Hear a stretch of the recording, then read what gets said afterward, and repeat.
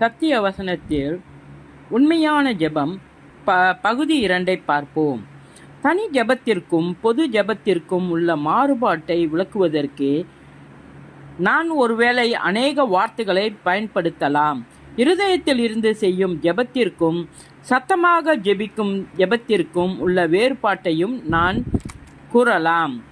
ஜெபத்தின் ஈவுகளை, ஜெபத்தின் கிருபைகளை நான் வித்தியாசப்படுத்தி கூறலாம்.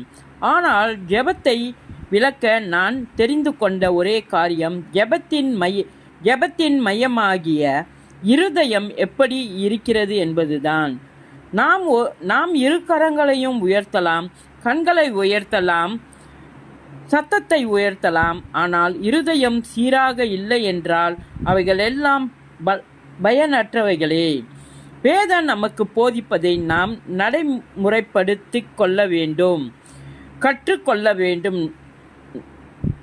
வேதம் நமக்கு போதிப்பதை நாம் நடைமுறைப்படுத்த கற்றுக்கொள்ள வேண்டும். பவுல் அப்போஸ்தலன் தருகிற உதாரணம் நான் ஆவியோடும் விண்ணப்பம் பண்ணுவேன் என்பதுதான். 1 கொரிந்தியர் 14:15.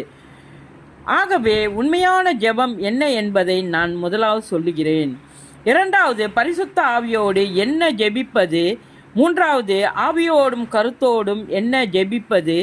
நான்காவது, நடைமுறைப்படுத்தும் போது ஏற்படும் பயன்களை குறித்து நான் சொல்லுகிறேன். இயேசுவின் நாமத்தில்.